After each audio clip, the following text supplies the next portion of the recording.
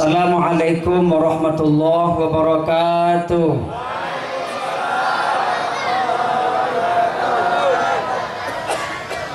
Alhamdulillah alladzi arsala rasulahu bil haqqi wal huda liyudhhirahu 'ala ad-dini kullihi wa kafa billahi shahida. Ashhadu an la ilaha illallah wahdahu la syarika lahu wa ukabbiruhu takbira. Ashhadu anna sayyidana wa nabiyana Muhammadan abduhu wa rasuluh alladzi ba'athahu bil haqqi basyiran wa nadhira wa da'iyan ila Allah bi idnihi wa sirajan munira.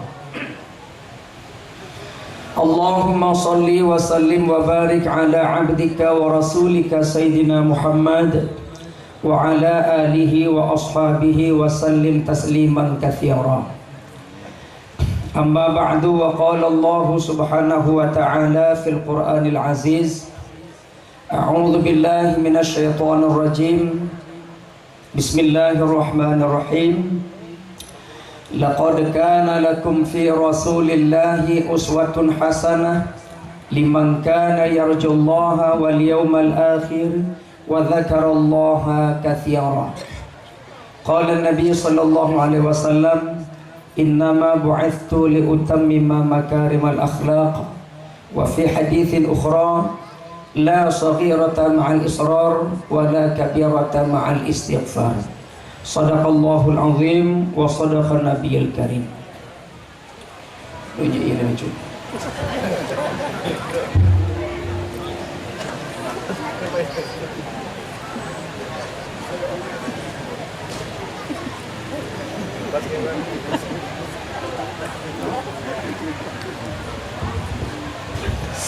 Gua yang musalawat lo yang para wufu pak.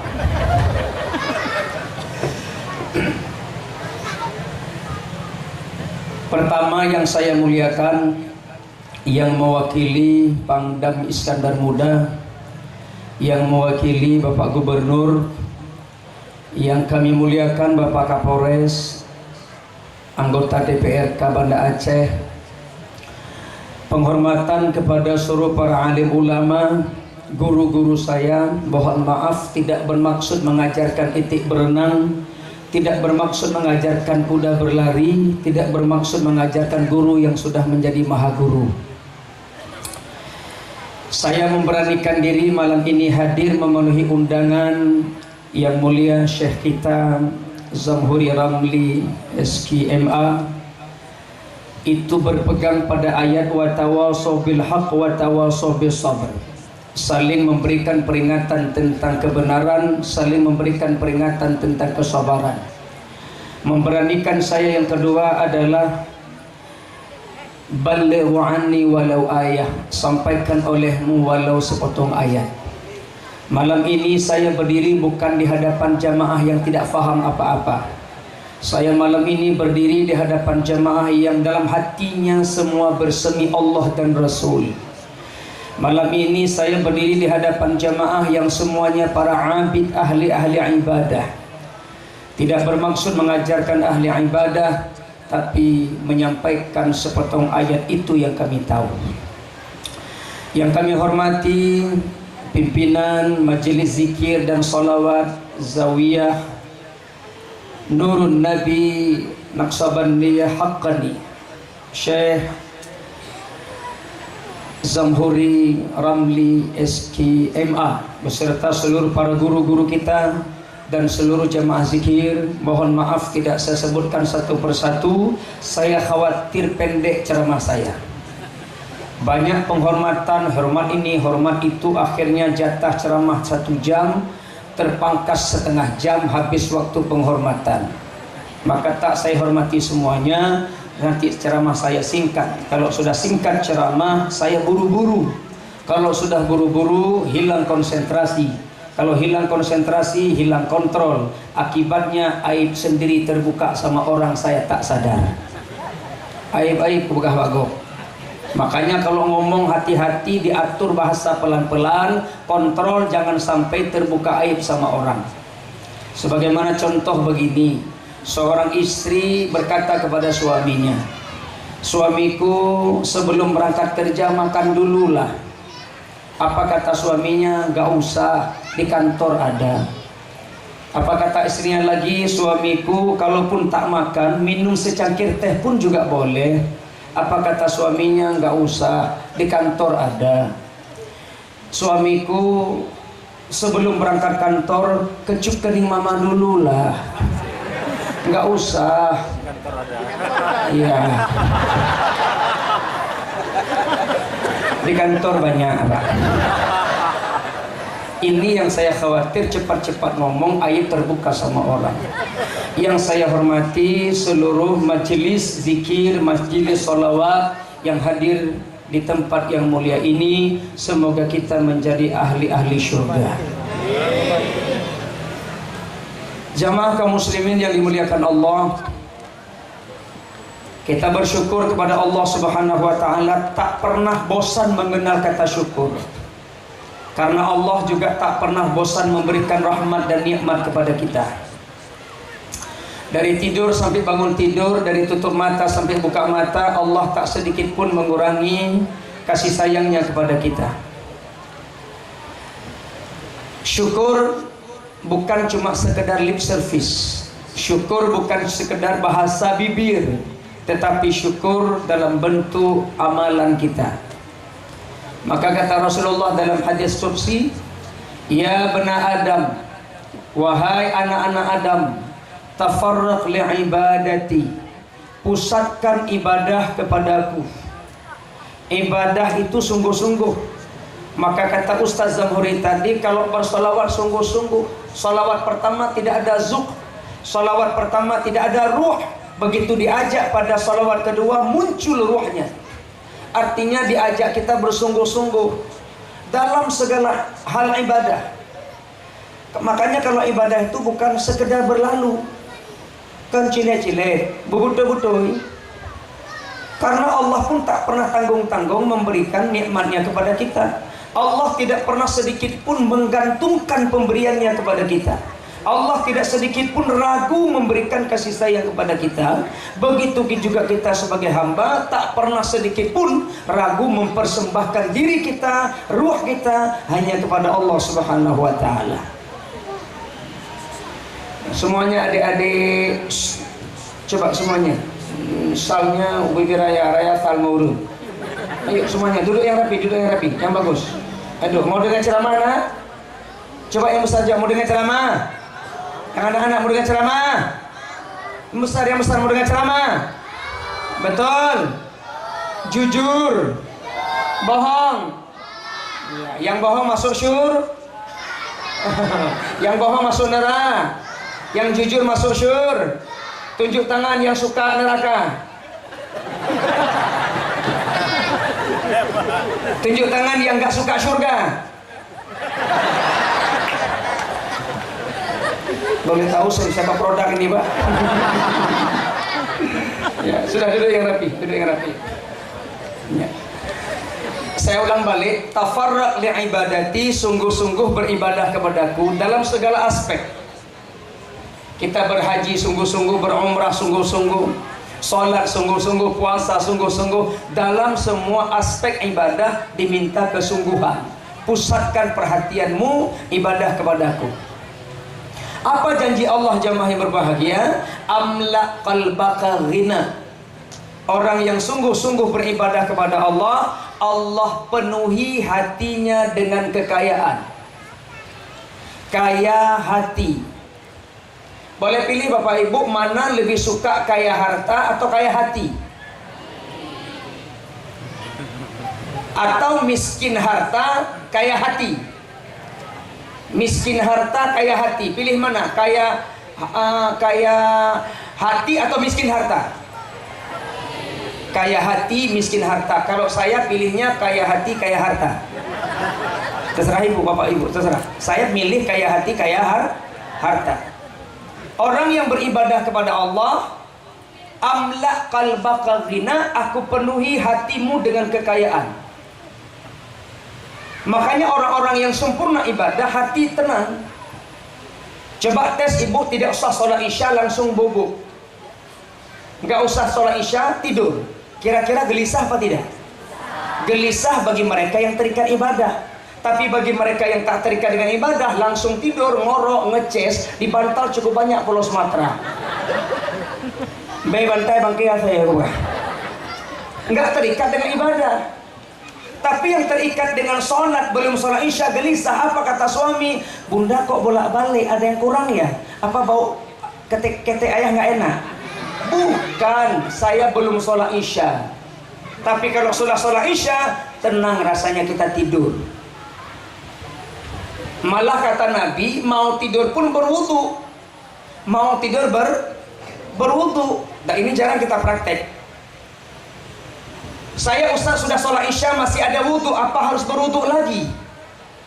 Kalau tidak hilang wudunya silahkan, tidak tersentuh suami, tidak keluar angin silahkan. Tapi kalau berwudu lagi itu lebih bagus. Mana dalilnya? Man tawadda'a 'ala tuhri, barang siapa yang berwudu atas kesucian. Kita masih ada wudu lalu berwudu lagi, kataballahu lahu asyur hasanat, Allah tulis baginya 10 kebaikan. Nanti Ustaz di tempat tidur kan tersentuh suami, kan batal juga wudunya. Aduh itu mayang, tak tempat kena suami, dipeluk sama suami, batal wudunya. Apa nggak sia-sia berwudu Ustaz? Tugas kita berwudu, persoalan dipeluk, peluklah, tersentuhlah. Batal lah. Yang penting melangkah ke tempat tidur sudah berwudu. Jangan gara-gara wudu menghindar. Bunda, woi wudu. Disepak mantuk dia wudu. Tugas kita berwudu. Biar di tempat tidur nyaman, tenang, hati puas, sudah melaksanakan perintah sholat. Jadi orang yang dekat dengan Allah kaya hati.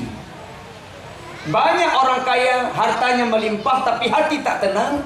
Selalu kasih rezeki buat dokter di Penang, berobat ke KL, Kuala Lumpur. Uang banyak tapi gelisah, menyebabkan hati tidak tenang. Boleh berobat ke dokter. Kalau ibu asam lambung atau apa kata dokter, ibu, bapak jangan banyak pikiran, nanti penyakitnya kambuh. Tenangkan hatinya. Lewat apa? Datang ke majelis zikir, ibadah sholat, mendatangkan ketenangan dalam batin. Amla qalbaka ghina wa amla yadaika rizqan. Orang yang taat ibadah kepada Allah, Allah datangkan rezeki yang tidak disangka. Makanya Bapak Ibu, saya melihat di Aceh, kalau terima jodoh, pertanyaan pertama ditanya, kerja apa? Lung wa inta jami apa kene melakeu Sibre. Saya tunangan ke Siberia, Bu. Ke Sibre. Saya nggak tahu rumah, saya ajak yang punya hajat. Calon itu, ikak ajak cikeng udah pak rumah. Datang dia, sampai di Sibre, jumpa sama mama calon mertua dia. Ustaz Umar, ada apa Bu? Boleh tanya apa? Calon menantu saya yang mana? Itu mana? Ada. Yang mana? Yang panjang kumin saya yang tanya. Boleh ngomong Ustaz sama calon menantu saya? Ngomonglah, terserah ibu. Ngomong dia. Nah, betul mau nikah sama anak saya? Insya Allah, Mak. Jangan pukul-pukul anak saya ya. Iya, Mak. Cintai anak saya ya. Iya, Mak. Sayangi anak saya ya. Iya, Mak. Boleh tanya anak? Tanya apa, Mak? Karena menikah anak alone? Nah aja. Perlu Mak pegang? Nah aja. Kenapa perlu Mak pegang? Nah aja. Hai depul tiga minit, yang maklum Ustaz. Apa katanya nak aja? Hai bangai nak kerja. Rupa ji bahasa Sibreh nak aja nak kerja. Itu apa mak ji hana aja. Dia oleh mak tuan waya kah. Jadi ternyata pertanyaan pertama kerja Pak. Jadi khawatir kalau anaknya tak ada kerja nanti nggak ada yang beri makan. Makanya kalau ada anak seorang santri minta anak orang, kalau belum kerja nggak berani. Padahal dia seorang santri dayah. Ketahuilah ibu bapak sekalian, kalau anak menantu kita itu alim, taat, nggak usah ragu dengan rezeki. Maka lu ada rata-rata di Aceh tanya pertama kerja, bukan agama. Siapa tahu ada anak gadis kita bu mau nikahkan, terimalah menantu pertanyaan pertama ditanya agama. Nak kena makawin anak lun, nyong. Nak kayak bet, nak kado padaya, nak baca Quran, nak hafal Quran, nak lu hafal nak padu jus, limang mak, jus tokat, jus tomat, jus jeruk, jus mangga hati jus. Jadi pertanyaan yang ditanya adalah kerja. Kenapa nggak tanya agamanya? Yakin dan percayalah kalau anak kita taat, rezeki nggak usah ragu. Wa may yattaqillaha yaj'al lahu makhraja wa yarzuqhu min haitsu la yahtasib. Yakinkan ayat itu dalam kalbu kita. Jadi orang yang taat ibadah kepada Allah, sungguh-sungguh salawat, sungguh-sungguh beribadah, Allah datangkan kebahagiaan dalam hatinya, datang rezeki yang tidak disangka-sangka. Sebaliknya Bapak Ibu yang berbahagia, la taba'ad anni, jangan jauhkan dirimu daripadaku, jangan jauhkan dirimu dari majelis zikir, jangan jauhkan dirimu dari tempat ibadah, jangan jauhkan dirimu dari Allah Ta'ala, jangan jauhkan dirimu daripada agama. Barang siapa yang jauh dari Allah, amla qalbaka faqran, saya penuhi hatinya dengan kefakiran. Hati miskin, duit banyak tapi hati susah, harta melimpah tapi hati gelisah. Wa amla yadaika syughlan, dan saya penuhi kedua tangannya syughlan, sia-sia. Apapun pekerjaannya dengan kedua tangan ini, Allah tidak memberikan nilai, tidak mendapatkan ridha Allah bila kita jauh daripada Allah Subhanahu wa taala. Makanya kenapa mengawali segala pekerjaan itu diawali dengan bismillah. Kalaupun kita tak hafal doa, bismillah lah bacaan kita. Karena kadang-kadang doa hanya hafal lebih panjang tak? Minimal bismillah. Adik-adik ada nggak doa cas HP? Nama doa cas HP? Ada doa gosok baju? Ketika kita masukkan cok dalam listrik, apa yang kita baca? Bismillah, nggak ada doa. Saya belum pernah ketemu doa cas HP. Baca bismillah, kalaupun ketika kita masukkan cok ke listrik nggak masuk, masuk tangan, udah bismillah. Pas jelok mata lain, jarah lain. Pas jeloknya di kontak kali bismillah. Mati sudah menyebut nama Allah. Maka jangan jauh-jauh dalam hidup kita itu bismillah. Yang selalu kita baca bismillah saja ketika akhir hayat tak juga keluar bismillah. Yang selalu kita datang ke majelis zikir, belum tentu nanti sakaratul maut tutup mata bisa membaca la ilaha illallah. Ada baca sejarah ibu, ada kisah bapak. Seorang pimpinan daya punya santri ribuan. Setiap hari malam Jumat dihidupkan zikir. Yang pimpin zikir pimpinan pesantren itu. Pimpinan pesantren ini ada memelihara seekor burung beo. Burung beo pun diajarin kalimah thayyibah. Sampai-sampai burung beo lebih fasih baca kalimah thayyibah daripada kita. Burung beo tiap hari diajarin la ilaha illallah. Burung beo bisa lebih fasih dia daripada kita. Pada suatu hari, burung beo dalam sangkar digantung di ruang makan pimpinan daya. Ternyata pada hari itu musibah. Datang seekor kucing. Dia lihat burung beo bergantungan. Kucing ini naik ke atas kursi, lalu naik ke atas meja. Dia lompat ke sangkar daripada burung beo itu. Bergantungan, terbuka kandangnya. Masuk kucing ke situ, diambil kucing itu, digigit di lehernya, dihentak sampai jatuh ke bawah.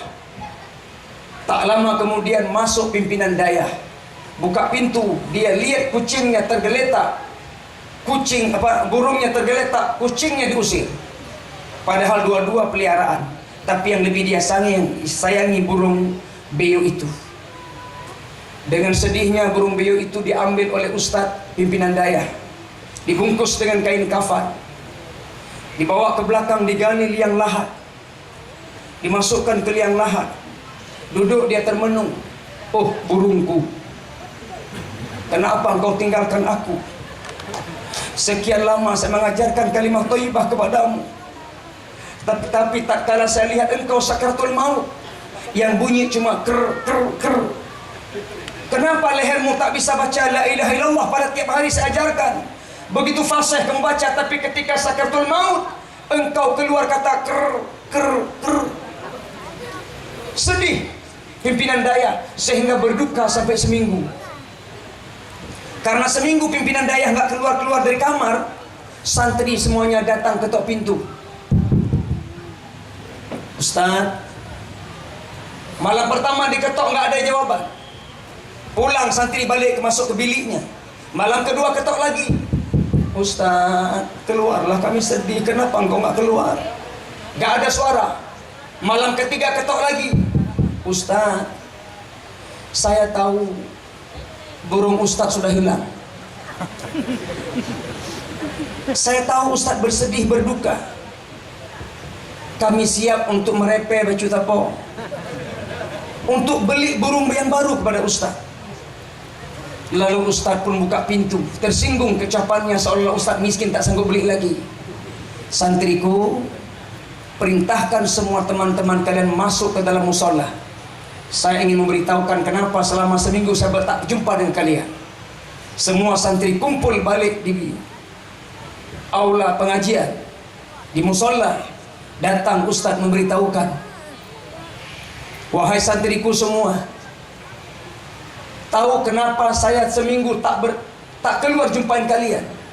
Berduka saya seminggu. Betul bahwa saya kehilangan burung tercinta saya. Kalian mau beli yang baru, saya nggak butuh. Bisa saya beli ribuan lagi burung itu. Lalu kenapa saya berduka sampai seminggu tak keluar jumpa kalian? Saya sedih. Saya ajarkan kepada kalian zikir luar biasa. Setiap malam Jumat kita berzikir dengan auman suara yang begitu dahsyat. Kalian bisa hafal semua zikirku. Burung beo pun bisa berzikir. Tapi tatkala sakratul maut, la ilaha illallah tak keluar dari mulutnya. Yang keluar adalah ker ker ker. Aku sedih bukan memikirkan burung, tapi aku sedih memikirkan kalian yang setiap saat berzikir kepada Allah. Apakah kalian mampu berzikir nanti tatkala sakratul maut datang atau tidak? Ini yang aku sedihkan, memikirkan nasib kalian, memikirkan nasibku ini. Bagaimana nanti ketika sakratul maut bisa nggak membaca la ilaha illallah? Ini yang aku khawatirkan. Jauh dengan Allah, apalagi yang dekat saja kita tidak bisa baca la ilaha illallah, apalagi sudah jauh dengan Allah Subhanahu wa taala. Jadi jangan bangga dulu Bapak Ibu. Saya insya Allah tiap malam Jumat saya hadir kemari zikir. Kayaknya kalau saya lihat, kalau sekretul mau kayaknya saya mampu kayaknya. Tapi terserahlah. Belum tentu. Makanya yang paling parah itu amal Pak ego. Amal yang paling hancur itu adalah amal yang sombong. Merasa diri paling baik itu sombong.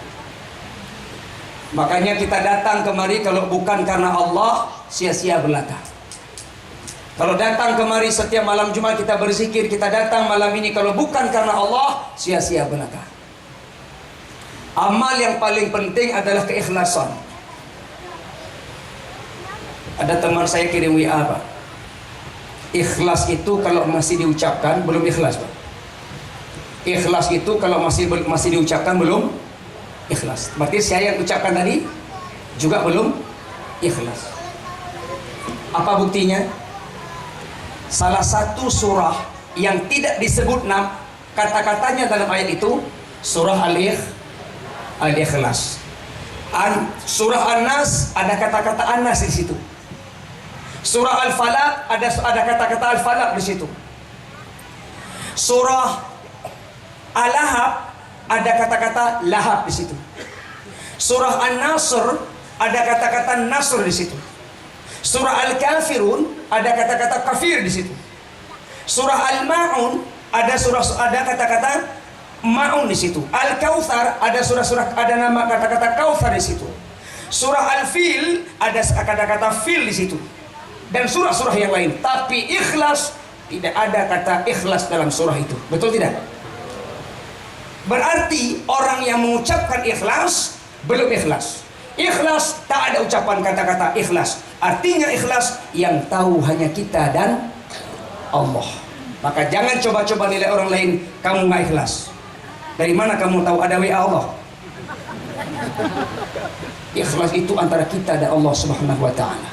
Makanya ada orang ngomong, alhamdulillah saya semalam salat tahajud 2 rakaat. Allah sembahyang tahajud 2 rakaat pegah lem tiap malam sembahyang tahajud hantong ku pegah. Manyakan pegah. Makanya hati-hati sekali. Belum tentu orang yang datang kemari bisa la ilaha illallah nanti sakaratul maut juga la ilaha illallah. Maka segala amal ibadah Bapak Ibu yang berbahagia dengan hati yang tulus ikhlas. Ustaz Umar pandai kali ngomong ikhlas, nanti begitu pulang dikasih sedekah terima. Jangan pikir sedekah bogah sih kau. Ya harus terimalah. Tua aku ingat. Artinya ikhlas itu berapa dikasih saya terima. Yang tidak ikhlas membanding-bandingkan. Ino lertuh mengapa telkom mertuh. Hanya yang ikhlas. Itu yang nggak ikhlas. Membanding-bandingkan. Dikasih kita terima, nggak dikasih ya. Hum lah. Jadi jangan dinilai orang lain ikhlas tidak ikhlas tuh. Yang tahu ikhlas itu hanya Allah Subhanahu wa taala. Kita datang beribadah, jangan koreksi hati orang. Masing-masing koreksilah hatimu sendiri. Jamaah yang mulia Allah Subhanahu wa taala, malam ini kita hadir selain berzikir, bersolawat kepadanya, kita juga niatkan hati kita dengan ikhlas. Dan malam ini kita membesarkan, memuliakan, mencintai, merindui, menyayangi kekasih Allah Muhammad sallallahu alaihi wasallam. Kenapa berulang kali Ustaz Zamhuri mengatakan salawat kita dengan sebesar-besarnya, sebanyak-banyaknya kepada baginda Rasulullah? Ma min majlisin, tidak ada daripada satu majelis yusalla fihi ala Muhammadin sallallahu alaihi wasallam, tidak ada daripada satu majelis yang bersalawat atas Nabi Muhammad sallallahu alaihi wasallam. Majelis malam ini kita sama-sama berdiri tegak, kita baca salawat, illa qamat minhu, kecuali bangkit daripadanya raihatun thayyibatun, aroma semerbak wangi, hatta tablugha ananas samai, sehingga tembus sampai keluar angkasa. Jadi salawat yang kita kumandangkan, salawat yang kita bacakan itu akan bangkit bau wangi sampai tembus keluar angkasa. Fataqulul malaikatu, maka berkata malaikat-malaikat yang ada di langit, hadhihi raihatu majlisin sulliya fihi ala Muhammadin sallallahu alaihi wasallam. Kata malaikat di langit, ini adalah aroma wangi yang majelis ada membaca salawat atas Nabi Muhammad. Makanya kenapa kita kalau habis sholat maghrib, habis sholat 5 waktu, kita tutup dengan salawat. Saya mengambil alasannya ini, supaya majelis sholat berjamaah kita bau wangi sampai ke langit. Ada yang tanya, Ustaz Umar, boleh kami ibu-ibu baca sholawat? Boleh. Tapi ada yang katakan sholawat itu bagi ibu-ibu kalau suaranya kan suara perempuan itu kan aurat. Aurat kalau mementel-mentelkan suara ibu. Aurat kalau merayu, berdayu, menggoda, itu yang aurat. Ditelepon sama laki-laki, ibu jawab mentel habis. Assalamualaikum Bu, waalaikumsalam, is bapak nih ganteng kali lah muntah kulihat. Yang kayak gitu yang haram Pak, betalah berdua. Jadi kalau ibu-ibu salawatan yasinan aurat. Ada ibu bapak begitu dengar yasin bangkit nafsu syahwat. Ibu-ibu salawatnya cantik suaranya, bangkit syahwatnya. Yasin bangkit syahwat. Yasin wal Qur'anil Hakim. Didengar ya Allah gitu. Nggak ada. Maka salawatlah, enggak apa-apa. Malah kalau saya dorong, ibu-ibu lebih banyak berselawat ketimbang kami laki-laki.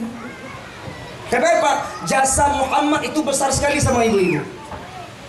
Kita tahu semuanya sebelum Muhammad lahir jahiliyah, perempuan tak bisa hidup, dianggap pembawa aib. Perempuan dianggap pembawa petaka, pembawa masalah, hina, keluarga bisa terpuruk dalam kehinaan. Lahir anak perempuan. Tapi berkat lahirnya Muhammad, perempuan bisa berdiri tegak dengan laki-laki. Maka yang pantas lebih banyak membaca salawat adalah ibu-ibu. Nggak sanggup kita balas apa jasa Rasulullah atas lahirnya Nabi Muhammad sehingga perempuan sama derajat dengan laki-laki. Namun laki-laki juga begitu Pak, jangan dianggap remeh perempuan. Memang betul Pak, laki-laki Nabi tidak ada satupun yang perempuan. Tidak ada Nabi yang perempuan. Betul memang. Tapi takkan mungkin ada Nabi kalau bukan lewat rahim perempuan. Kecuali Nabi Adam. Nabi-nabi yang lain semuanya lewat rahim perempuan. Maka bapak-bapak jangan sok. Kita ini ada karena mereka ada. Sempat putus lost generation perempuan. Nampung lost generation. Idekmu meh. Kalau sempat perempuan tidak ada, katakanlah dipangkas, masa itu perempuan tidak bisa hidup, tentu lost generation, mati satu generasi, tidak ada lagi laki-laki. Maka laki-laki juga tidak boleh menganggap remeh perempuan. Kenapa tidak ada nabi laki-laki, tidak ada nabi perempuan? Bermasalah besar. Katakanlah ada nabi perempuan, Nabi imam sholat, sempat tak sholat berjamaah. Kenapa? Hai, mohon maaf, pengumuman, mohon maaf, sholat berjamaah ditunda. Kenapa? Imamnya, nabinya menstruasi, halangan. Sempat kosong tak sholat Jumat. Kenapa? Khatib melahirkan. Tidak mungkin. Makanya Allah berikan laki-laki adanya Nabi, perempuan tempat lahirnya Nabi, maka dua-duanya kemuliaan. Lahirnya Muhammad mengangkat derajat kaum perempuan. Bapak Ibu yang berbahagia, perbanyaklah kita bersolawat kepadanya untuk mencapai kemuliaan. Barang siapa yang sekali bersolawat kepada Rasulullah, Allah balas 10 kali. Sekali kita bersolawat 10 kali Allah balas. Itu begitu istimewa Rasulullah SAW. Ceramah malam ini rileks saja Bu, nggak usah serius kali. Diiringi lagi dengan sholawat, duduk lagi kita, gitu aja, cuek aja, biasa. Ada satu pesantren, jumlah santri 350 orang. Pokoknya cerita aja malam ini. Ada santri 350 orang, di pesantren itu selesai ngaji, itu murud. Murud bahasa Aceh, pijat bahasa Indonesia. 350 santri sudah jadi adat kebiasaan selesai mengaji mijat. Di antara 350 santri ada seorang santri yang paling pandai memijat. Nama santri itu namanya Maman. Maman panggilannya, nama asli Sulaiman. Kalau ibu-ibu ada suaminya Sulaiman, mulai malam ini di tempat tidur Bang Maman. Maman ini pandai mijat. Pada suatu malam Maman dipanggil sama Ustadz. Maman sini. Ada apa Ustadz? Naik ke atas balai pengajian bantu Ustadz. Untuk apa? Mijat. Datang Maman, dia yang paling ahli mijat, dia terus tukang mijat. Dia mijat Ustadz. Sambil memijat, Ustadz ngomong, Maman, ya Ustadz, 350 santri yang ngaji tempat saya pernah saya tanya, Man. Tanya apa Ustadz? Wahai semua santri, 350 kalian semua, bila tiba-tiba dunia ini kiamat, kalian milih apa? Surga apa neraka? Maka serentak jawab milih surga. Ustaz, kami milih surga. Maman, semua santri milih surga. Saya belum puas man kalau belum mendengar langsung jawaban dari bibirmu. Kalau kamu Maman, bila dunia ini kiamat kamu milih apa? Man, surga apa neraka? Jawab si Maman, Ustaz, saya milih neraka. Neraka? Iya. Kok kayak gitu? Pokoknya saya Ustaz neraka. Berapa tahun kamu ngaji sama saya? 6 tahun Ustaz. Kitab udah habis saya baca Ustaz. Kenapa kamu milih neraka? Pokoknya saya neraka. Alasan? Pokoknya saya neraka Ustaz. Enggak, alasannya apa? Enggak Ustaz, saya enggak akan pernah mau masuk surga, tetap saya pilih neraka. Alasannya kenapa? Ustaz, kenapa saya pilih neraka? Kenapa enggak mau pilih surga? Sebab kalau saya masuk surga, ketemu lagi sama Ustaz di surga, mijat lagi saya Pak. Yang masuk. Yang penting jangan mijat neraka-neraka lah. Do nan trip ibut 6 tahun bangai tetap. Artinya surga itu tidak ada lagi tempat mijat memijat. Di surga jangankan mijat, sholat pun sudah tak ada. Kalau mau sholat, sholatlah di dunia. Kalau mau ibadah, ibadahlah di dunia. Surga pre tektok, pre gupi-gupi, pre ruko-ruko. Hana hukum terpilih ini. Maka semua kita bercita-cita masuk surga. Lalu kenapa kita peringati maulid? Hanya Muhammadlah yang tabligh, sementara kita buta semua. Hanya Rasulullah lah yang terbuka kelopak matanya, sementara kita umat buta semua. Maka orang buta mengikuti orang yang tabligh. Yang bawa orang buta orang yang terbelalak matanya. Belum pernah saya ketemu orang buta bawa orang buta. Kita makan di Lamnyong, makan ikan bakar, itu banyak sekali orang buta datang atau pengemis datang. Saya belum pernah melihat ada orang buta bawa orang buta minta sedekah. Yang ada orang tabligh bawa orang buta. Muhammad Rasulullah adalah orang yang terbuka mata, Nabi yang terbuka mata, pernah masuk surga, pernah masuk neraka. Maka kita ikuti beliau, beliau yang tuntun kita, kita ikuti beliau karena beliau pernah melihat surga, pernah melihat neraka. Kalau Bapak Ibu dengar saya nggak pernah lihat neraka, saya nggak pernah lihat surga, saya buta, Bapak buta. Malam ini kita sama-sama buta. Cuma yang saya sampaikan ini berita yang dibawa oleh yang tabligh Muhammad sallallahu alaihi wasallam. Jadi kenapa Ustaz mengatakan ayo kita ikuti Nabi Muhammad, sunnah-sunnahnya ditekan tadi. Kita ikuti sunnah-sunnahnya karena Muhammad adalah Rasulullah yang telah pernah masuk ke surga, telah masuk ke neraka pada masa Isra dan Mi'raj. Apa kata Rasul? At-tala'tu fil jannati, saya kunjungi dalam surga, afara'aitu aktsara ahlihal fuqara, saya melihat penduduk neraka yang paling banyak adalah fuqara. Siapa fuqara? Orang-orang fakir. Jadi yang paling banyak penduduk surga itu orang fakir. Maka yang merasa diri fakir jangan pesimis. Kita pertama yang masuk surga ketimbang orang kaya. Tapi orang fakir yang taat. Fakir yang tak taat kerak neraka juga. Oh alhamdulillah dong Ustaz, fakir dong masuk surga. Nyo nak sembahyang nyai hana. Oh kodeh tunggu. Fakir yang taat. Jadi penduduk neraka yang paling banyak adalah orang fakir. Itu Rasulullah lihat sendiri. Lalu beliau masuk neraka. Apa yang beliau lihat dalam neraka? At-tala'tu fin nari, saya kunjungi dalam neraka, afara'aitu aktsara ahlihan nisa, aku melihat penduduk neraka yang paling banyak adalah an-nisa. Apa arti nisa? Laki-laki, perempuan. Tapi mohon maaf, bukan perempuan di sini. Ini wajah-wajah semuanya ahli. Bukan neraka, kakak ahli surga. Ini ahli surga. Perempuan-perempuan lain, tempat-tempat lain. Yang dimaksud di sini hadis hari ini adalah wanita-wanita yang tempat lain, non muslim kebanyakan. Nah Bapak Ibu yang berbahagia, kita ikuti Rasulullah. Apa kelebihan beliau? Izinkan malam ini kita sampaikan beberapa kelebihan Nabi Muhammad. Ada 5 kelebihan beliau, keutamaan beliau.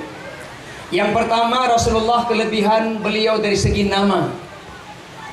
Nama beliau itu istimewa, titipan malaikat Jibril melalui mimpi Siti Aminah. Tatkala beliau sedang hamil, datang Jibril melalui dalam mimpinya, wahai Aminah, Allah telah menitipkan seorang bayi khataman nabiyyin dalam rahimmu, aku titip namanya Muhammad. Dalam Al-Quran sering disebut ismuhu Ahmad. Itu lewat Allah, Allah titip melalui Jibril untuk disampaikan kepada Aminah. Maka istimewa nama Rasul lewat Jibril. Siapa di antara kita yang punya anak lewat Jibril? Paling kita lewat ustaz. Begitu anak sudah lahir, saya yang paling susah Pak, karena saya dianggap penceramah. Banyak kali ibu-ibu menjelang melahirkan telepon saya, Ustaz, insya Allah nggak lama lagi kata dokter saya tinggal menunggu hari Ustaz. Jadi tolonglah Ustaz titipkan beberapa nama. Kahna lu yang tibu. Ilmu anak doang udah bikin. Cari nama, bagus juga. Masih ada menghargai Ustaz punya anak. Ada pengantin baru Pak punya anak tak menghargai Ustaz. Ibu nang keroy. Di musyawarah lako ngainang ibu yunan digabung yunan inang ngalako gabung dua disingkatlah jadi nama anak. Nama istri siapa? Leni. Nama suami Baihaki. Nama anak Lebay.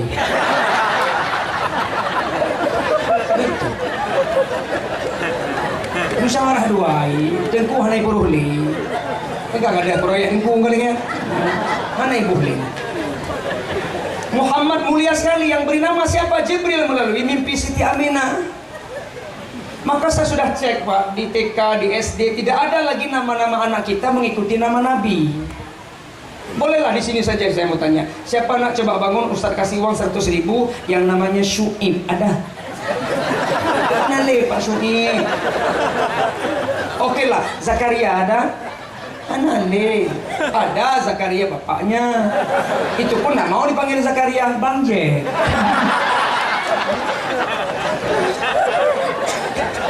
Yang perempuan Ramlah tidak ada lagi, Zainab tidak ada lagi, Zaitun tidak ada lagi. Orang dulu bu anak 12 nggak pening beri nama. Anak 12 ikut aja kalender. Yang lahir Januari namanya Januar. Yang lahir Februari Febrianingsi. Yang lahir Maret Mareta. Yang lahir April Aprilia. Yang lahir Mei Meme. Kawan Upin. Yang lahir Juni Juniati. Yang lahir Juli Juliati. Yang lahir Agustus Agustinus. Yang lahir September Septianingsi. Yang lahir Oktober Oktaviani. Yang lahir November Novriansyah. Yang lahir Desember Desir Anasari. Jadi 12 bulan 12 drona nanti. Begitu minta makan nggak perlu pakai sesuatu, kalender maju. Abang meja 12 doang. Muhammad punya nama yang sangat mulia. Banyak nama-nama beliau kan, Al-Hashir juga termasuk nama beliau. Toha nama beliau. Mulia betul dari segi maka beri nama anak kita menjadi doa buat dia. Kenapa orang dulu memberi nama anak soleh dengan harapan jadi anak yang soleh? Kenapa orang dulu memberi nama anak Malik dengan harapan dia jadi raja? Jadi nama itu adalah doa kepada si pemilik nama. Satu. Yang kedua, Nabi Muhammad mulia dari segi tubuh. Mulia tubuh beliau. Malah tangan beliau jadi obat. Salah satu juga mukjizat beliau sebagaimana mukjizat para nabi yang lain. Dengan tangan beliau bisa menyembuhkan penyakit orang lain. Abi Qatadah umurnya 100 tahun. Sahabat Nabi Abi Qatadah umurnya 100 tahun. Karena lamanya umur sehingga tubuhnya sudah mulai sakit. Salah satu penyakit beliau Abi Qatadah, bola mata beliau tak lengket lagi di tempat. Tanya nyokap hanya bola mata hanya dua oleh Pak. Dia nyuyup pun royuk nongkan tu. Bola mata apa? Kaji laki-laki banyak umum habis tu. Abi kata dah lihat ke bawah, bola mata bergantung. Mau ayo oleh mata anting ni apa? Anda dah tua. Datang Rasulullah, Abi kata dah sakit. Iya ya Rasulullah, bola mata saya sudah tak lengket lagi di tempat. Ya udah tidur. Tidur Abi Qatadah diusap oleh tangan Rasulullah tanpa butuh spesialis mata. Abi Qatadah gugutu Nabi, boleh usap matanya. Udah ya Rasulullah, sudah. Abi Qatadah coba bangun, lihat balik ke bawah. Lengket, sudah tak lagi bergantung. Lengket juga lah. Terang matanya. Tangan Rasul. Obat. Tubuh yang mulia. Sering kita dengar dalam kisah Akasyah. Ketika Rasulullah mau wafat, apa beliau katakan? Wahai sahabatku semuanya, tak lama lagi saya akan meninggalkan kalian. Saya tidak ingin bawa dosa. Saya ingin melepaskan segala persoalan di dunia ini. Siapa di antara kalian yang ada masalah dengan saya, tuntaskan hari ini. Saya nggak mau balik kepada Allah bawa dosa. Coba tunjuk tangan siapa yang di antara kalian yang pernah saya sakiti. Salah seorang sahabat di antara kerumunan sahabat namanya Akasyah tunjuk tangan. Ya Rasul, saya. Kenapa kamu? Pernah ingat ya Rasulullah, dalam satu peperangan engkau memacu kuda, saya di belakang, engkau henuskan cambukmu untuk memukul kuda, tapi saya di belakang terkena tubuh saya ya Rasul. Sampai sekarang sakit saya. Karena engkau katakan minta balas, maka hari ini saya sampaikan kepadamu, saya ingin balas. Yang lain sahabat semua, Akasyah, apa Akasyah? Saya mau balas. Tega kamu, biarin. Uruannya selesaikan. Semua udah gemes Pak. Tak geram. Abu Bakar emosi, Umar emosi, Ali emosi, Utsman emosi, sahabat yang lain emosi. Lihat Akasyah. Semua menatap matanya. Hilawang dumpungin. Saya akan balas. Semua sahabat sudah hirup pikuk. Apa kata Rasul? Tenang. Yang lain tenang semuanya. Izinkan Akasyah melepaskan hajatnya. Tapi ya Rasulullah, tidak masalah. Izinkan dia melepaskan apa hajat dia. Dia membalas dendam, silahkan. Saya tidak ingin pulang nanti bawa dosa. Ingat Pak kata-kata, tidak ingin pulang nanti bawa dosa. Akasyah, sini. Bagaimana saya pada waktu itu? Engkau cambuk kuda saya kena ya Rasulullah. Mana cambuk itu? Saya ingin balas. Bilal, pulang. Jumpa, kasih tahu sama Fatimah putriku. Pulang jumpa dengan Fatimah. Wahai Fatimah, Rasulullah minta cambuk untuk apa? Akasyah yang balas dendam. Gak usah, saya aja. Enggak, ini perintah Rasulullah langsung sendiri. Balik jumpa dengan Rasul. Ini ya Rasulullah cambuk. Akasyah, ini cambuk. Ya Rasulullah, pada waktu itu saya nggak pakai baju. Nggak pakai baju? Enggak. Saya ingin balas murni sebagaimana saya. Tambah emosi lagi sahabat. Mana boleh? Wajib.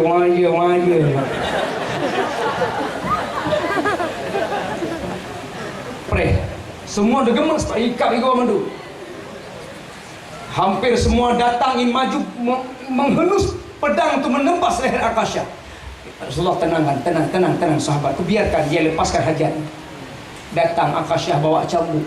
Ya Rasulullah, tolong buka bajumu. Rasulullah buka baju, penuhi permintaan Akasyah. Buka baju. Begitu nampak tubuh Nabi berkilau, tubuh yang sangat bersih, tubuh yang tak ada bau, Akasyah langsung merapat ciumannya ke dada Nabi. Dicium tubuh Nabi tak dilepas. Cium tubuh Nabi mengalir air mata. Bangga, senang luar biasa. Nangis Akasyah, dia peluk Nabi. Yang lain sahabat terkejut, cambuk dilempar, dicium tubuh Nabi. Apa kata Rasulullah? Mau tahukah kalian siapakah calon penghuni syurga? Inilah yang cium tubuhku. Inilah Akasyah penghuni syurga. Sempat cium tubuh Nabi. Akasyah, kenapa kamu nggak jadi? Ya Rasulullah, siapa yang mau cambuk dirimu? Siapa yang akan mencambuk dirimu ya Rasulullah? Saya tak ada maksud begitu ya Rasul. Saya ingin mencari tubuhmu, ingin saya cium ya Rasul. Kalau bukan begini caranya, tak ada kesempatan lain. Itulah berdusta boleh, itulah dia. Bohong yang dibolehkan seperti itu. Salah buruk bohong. Bapak ditanya su istri, kayak mana masakan mama? Mantap ya. Bohong. Mantap ya. Mantap mah, masakan mama tidak ada duanya. Orang lain mencret, saya aman. Karena cerai sih dulu. Bohong baik. Kenapa kamu tidak mau cambuk saya? Saya mau cium tubuhmu ya Rasulullah. Dicium. Apa kata Nabi? Inilah penghuni syurga. Siapa yang sempat cium tubuh Nabi, penghuni syurga. Sekarang saya buka baju saya, siapa mau cium baju?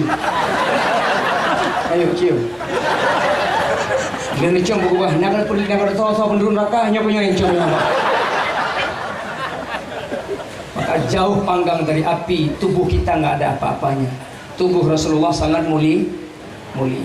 Malah beliau memanggil semua tumbuhan, baca dalam mukjizatnya. Beliau panggil batang korma, tumbuh-tumbuhan merapat untuk menutup aib beliau. Bukan aib, menutup beliau tatkala buang air besar. Makanya nggak ada bekas. Di tengah padang pasir bisa terbentuk tempat untuk bisa buang air besar. Itu Nabi, beliau panggil batang korma semuanya merapat. Beliau bisa buang air besar, tak dapat dilihat orang. Nah, coba Pak tanya dalam padang pasir kan. Perlu terkidam. Oh, ada apa? Oh, ada apa rumah mati TV. Nggak usah itulah, di laut aja. Lagi mandi laut sakit perut. Ada naik ke darat. Lagi enak berenang tiba-tiba sakit perut, duduk tenang. Kita yang tengok Hana kenang wali. Hana, makan, kakaklah gendeng. Alhamdulillah minit kemudian ibu dah kubuh-kubuh.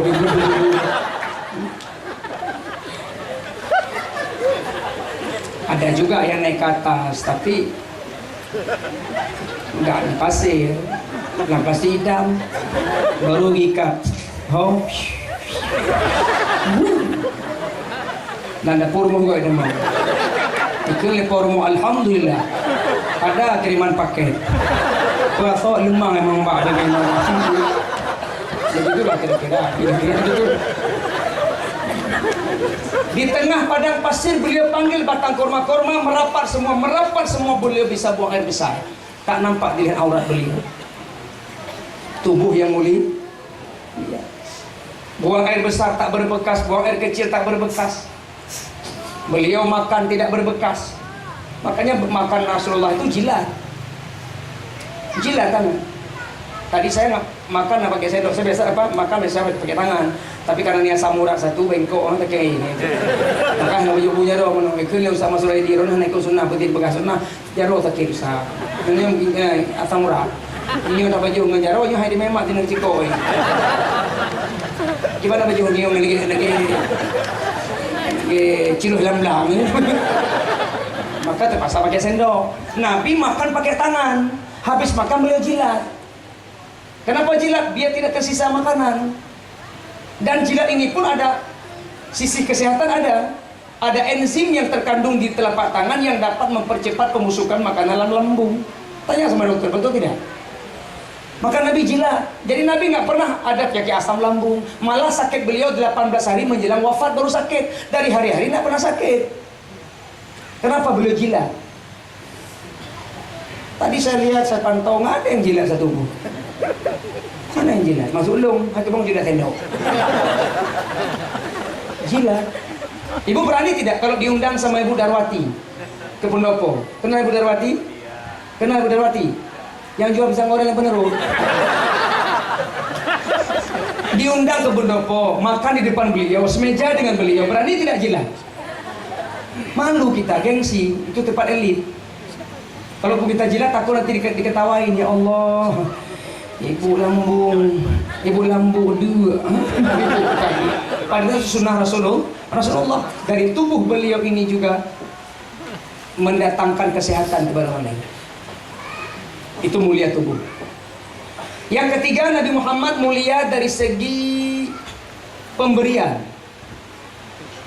Mana ayatnya? Inna a'tainakal kautsar. Sesungguhnya kami telah memberikan nikmat yang cukup banyak kepadamu. Belum diminta sudah diberi, apalagi diminta. Tapi Rasulullah nggak pernah minta yang bukan-bukan. Maka Nabi Muhammad itu sederhana, bukan miskin, sederhana. Beliau bisa saja meminta kepada Allah gunung Uhud jadi tumpukan emas. Beliau bisa saja minta sama Allah padang pasir yang gersang dan tandus menjadi taburan emas permata intan berlian. Tapi beliau tak mau. Malah putri-putrinya menuntut juga. Fatimah minta, ya Rasulullah, ayah, tidak bisakah engkau jadikan putrimu ini kaya sama kayak perempuan lain? Bukankah doamu mustajab? Kenapa engkau nggak minta bahwa Fatimah ini kaya sama kayak perempuan lain? Apa jawab Rasul? Fatimah, ayah tak rela kamu bahagia di dunia, susah di akhirat. Ayah tak rela kamu kaya di dunia, miskin di akhirat. Ayah tak rela kamu bergelimang dengan harta, tapi kamu nanti miskin di akhirat. Kamu tertawa di dunia, menangis di akhirat. Ayah nggak rela. Ayah biarkan kamu menangis di dunia, tertawa di hari akhirat. Rasulullah nggak kabulkan, Pak. Coba istri kita, Pak. Hana repo tapu hai biwo. Kan wo ya ka. Punan ko hana wo tapu pe wo. Pajalung wo ate po. Mahna po be wo. Ada orang yang lo menanci. Oleh polisi di ustaz. Materi juga, Bu. Pernah suatu kali saya pernah diundang ceramah ke FOBA Asrama Aceh Jakarta di Setiabudi. Diundang ke sana. Tiket dari pesan semua, udah siap berangkat besok. Malamnya tidur sebelum besok pagi berangkat. Apa saya katakan? Sayang, akan beli ini. Lukun, sayang, besok saya berangkat ke Jakarta. Kamu minta apa? Karena saya dari Jakarta. Itu Pak, di luar dugaan dijawab. Ayah besok Jakarta? Iya. Dan ya kan, waktu saya duduk sama Bu Elisa, wakil wali kota nih, kalau wali kota dong saya duduk dengan Ibu Elisa, ada sel tangannya gelang gede kami ya, masukah ke longnya dulu, langsung kembali pada mati ke dulu. Suamimu ustaz tuh wakil wali kota beda lah. Tapi permintaannya saya lihat lebih ke berduniawi. Saya berharap yang dia minta bukan itu. Lo boleh ke bang nih jauh kata betul nih udah mau kena nih udah kurang terjemah nih udah tasbih nih wangi wangi lagi Arab acut. Kamu nanya kayak ni mana? View. Gue pelak dapui. Apa jawab? Rasul Fatimah minta ayah, kenapa tak bisa kau minta sama Allah biar apa anakmu kaya? Jangan Fatimah, nanti kamu sengsara di akhirat. Padahal doa Nabi mustajab, tapi beliau lebih mau rela sederhana. Padahal mulia dari segi pemberian. Wala saufa yu'tika rabbuka fatar. Kelak akan saya berikan. Allah berikan kepada apapun yang Rasulullah mau diberikan. Tapi beliau tidak mau banyak-banyak minta. Malah apa kata Rasulullah? La tu'alliq qalbaka bid dunya. Jangan gantungkan dirimu pada dunia. Jangan gantungkan hatimu pada kemewahan dunia. Fa innahu lam akhluq halaka. Karena sesungguhnya aku tidak menciptakan dunia ini kepadamu. Jadi segala sesuatu jangan gantungkan dirimu pada dunia. Karena dunia ini tidak Allah ciptakan buat kita. Cari akhirat dulu, dunia nomor 2. Makanya dalam Al-Quran itu lebih banyak akhirat dulu baru dunia. Walal akhiratu khairul laka minal ula. Wabtaghi fi ma ataka Allah darul akhirah wa la tansa nasibaka minat dunia. Akhirat dulu baru dunia. Dunia ini barang second. Pilihan nomor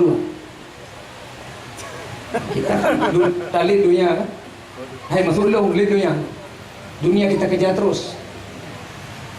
Baik, itu yang ketiga, Nabi Muhammad mulia dari segi pemberian. Yang keempat, Nabi Muhammad mulia dari segi kesalahan. Artinya beliau bila berbuat salah, Allah sudah jauh hari mengampuni. Tapi Nabi Muhammad tak pernah berbuat salah, maksum. Beliau tak ada dosa. Kalaupun beliau berbuat dosa, ampunan Allah telah terbuka selebar-lebarnya. Maka kita nggak usah risau Bapak Ibu, nggak usah pesimis. Lung lagi Ustaz Umar tang ada kau ibadah tah nang terima ngli, tapi lung lagi hitang neraka kajilah. Tahu dah baru ni. Lagi lu tang kita nak cari lu dari zaman kau untuk kemayang Ustaz lagi tang neraka kajilah lagi tang tapi home lah tapi tang lagi tang kah yakin gua. Itu pesimis. Lau akhta'tum hatta tablugha khatayakum sama. Jikalau sekiranya kamu berbuat dosa, dosa kita susun sampai ke langit, summa tubtum, kemudian bertaubat, la taballahu alaikum, sungguh Allah terima taubat kalian. Kecuali satu yang Allah terima, apa? Syirik. Yang lain tak usah bersedih hati, Allah terima taubat kita. Allahu afrahu bi taubatit taibi minal aqimil walidi. Allah senang kepada orang bertaubat lebih senang daripada orang mandul mendapatkan anak. Saya ulang kalimatnya ya. Allahu afrahu bi taubatit taibi minal aqimil walidi. Allah senang kepada orang bertaubat lebih senang daripada orang mandul mendapatkan anak. Coba tanya, maaf ya kalau ada di sini yang belum punya keturunan, saya tidak bermaksud menyinggung. Ini hanya sebagai ilustrasi cerita saja. 16 tahun kita menikah nggak punya anak. Masih untung suami kita setia. Ada sebagian suami udah lama menunggu, jangankan 16 tahun, leto anak kamu mulai bertingkah. Saling tuduh. Nyari kahana, kalau lungna kahana. Ikelina abang kok yang bengak. Lungna lah. Abang lu madungna. Drone hana. Nah. Kahana. Udah mulai bertingkah. Pergi ke dokter nggak mau. Periksa nggak mau. Tuduh menuduh terus. Ada suami yang setia, istri setia 16 tahun menunggu gak punya anak. Tahun ke-17 punya anak. Senangnya bukan main. Semua tetangga diberitahukan, teman-teman di WA semuanya. Sampai dua pada mana ni WA dong. Kedua karena lucu WA dia pada mana. Ibalah dia memang kau lupa kali aja kau WA ke kan. Doknan senang. Tetangga diceritain lagi. Saya punya anak. Bangga kan? Jangankan orang mandul, orang yang punya anak misalnya 4 anak perempuan semua, itu belum puas kalau belum dapat laki-laki. Nya belum puas agamnya hanya piwa. Itu bainang mah anak kita perempuan terus. Masuk apa? Pokoknya kayak nggak rimo. Akhirnya usaha lagi biar dapat laki-laki. Hamil yang kelima berdoa siang malam. Teman-teman diminta doa semua. Malah ustaz diminta doa. Pak Imam diminta doa. Tengku-tengku lagi doa malu. Tengku, nam doa saya akan dongnya yang kelima beruh agam. Menyuruh agam tengku kesedekah karena 5 ite. Menyuruh agam 5 ite. Tengku ini pun demi 5 juta orang malang doa. Ya Allah. Menurut apa kan 5. Ya Allah. Tolong, bapak ini lagi istrinya hamil yang kelima ya Allah. Berikan dia laki-laki. Amin. Pokoknya ya Allah 5 juta baik dong tahu. Kurang malam doa.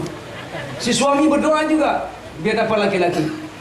Ternyata 9 bulan lahir. Apa yang lahir? Laki-laki perempuan.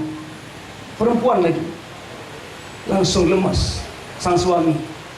Cuma beda sedikit daripada 4 yang itu. Ini perempuan tapi badannya laki-laki.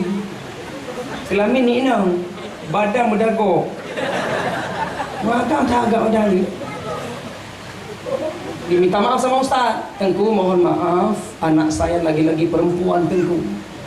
Doa tengku ditolak, nggak makbul. Oh nggak mungkin, jangan bohong nih, jangan. Nih, kamu mengingkari 5 juta ya? Betul tengku, anak saya memang perempuan. Nggak mungkin, doa saya jarang ditolak. Kayak mana tengku ini kok berdakwah yang punya anak saya?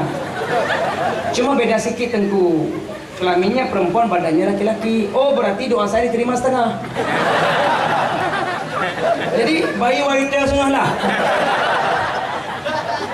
Begitu cinta sama seorang anak, begitu cinta sama seorang laki-laki. Allah lebih senang lagi kepada orang yang bertaubat. Allahu afrahu minat taibina.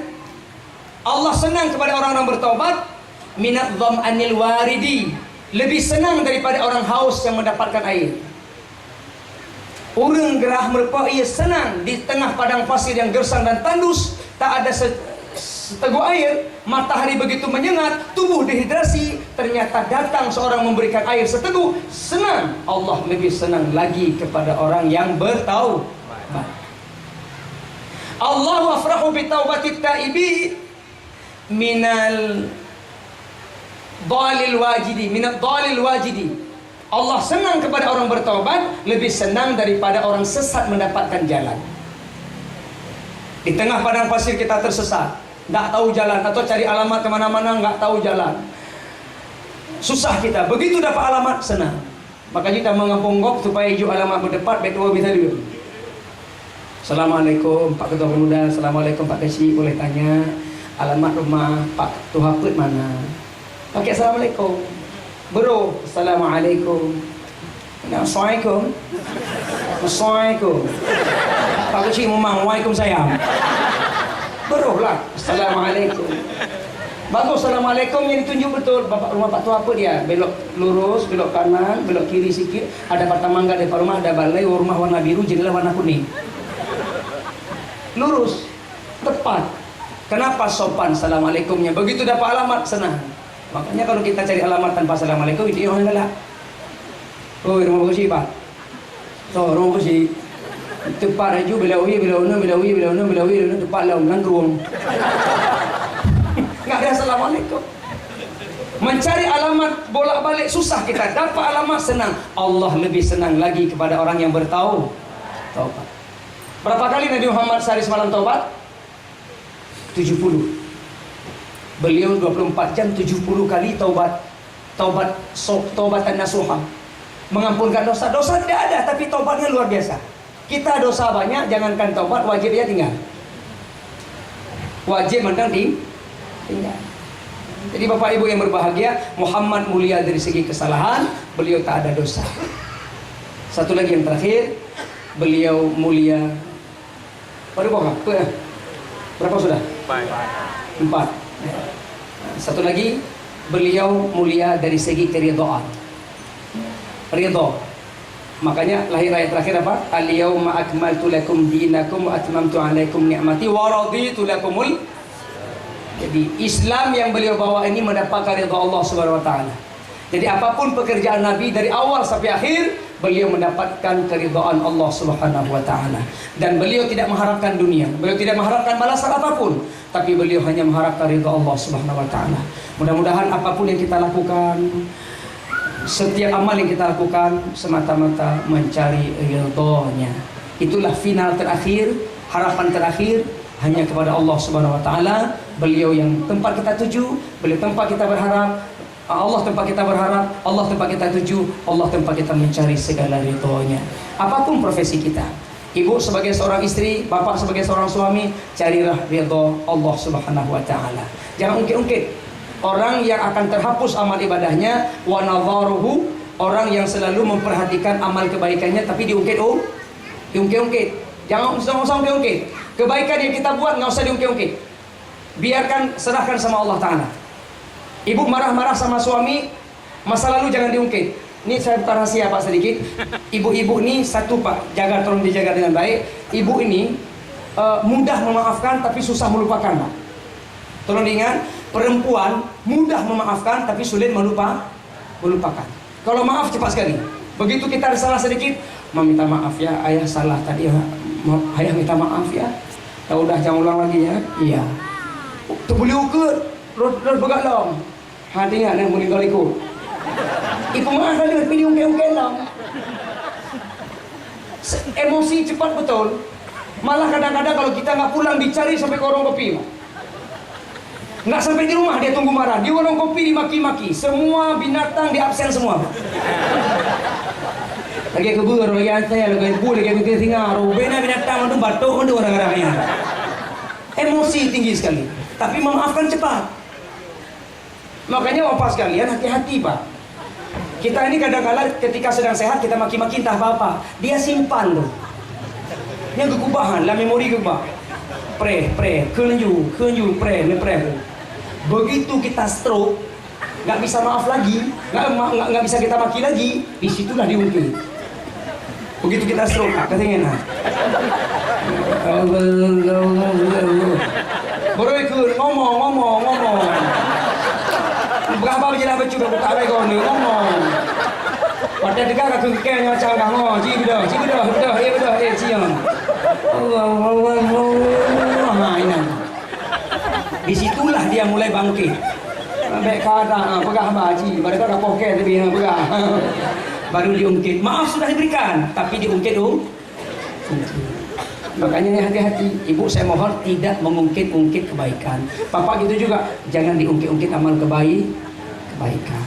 Jadi itulah barangkali Bapak Ibu, mudah-mudahan kita semuanya menjadi hamba-hamba Allah, umat Muhammad yang sempurna akhlaknya, dengan tetangga tidak ribut, dalam rumah tangga terjamin baik, dimanapun kita berada sebaik-baik manusia memberikan manfaat kepada manusia lain. Itu yang dapat kami sampaikan. Yang benar milik Allah, yang salah saya manusia biasa. Kalau ada sumur di ladang, bolehlah kita berumpah mandi. Kalau ada umur kita panjang, yuk sama-sama kita gali sumur sendiri. Sebelum kita tutup, kita serahkan kepada Adi untuk membacakan doa. Saya akhiri dulu ya. Terima kasih segala perhatian. Akhirul kalam, al-haqqu min rabbik wa la takunanna minal mumtarin. Assalamualaikum warahmatullahi wabarakatuh.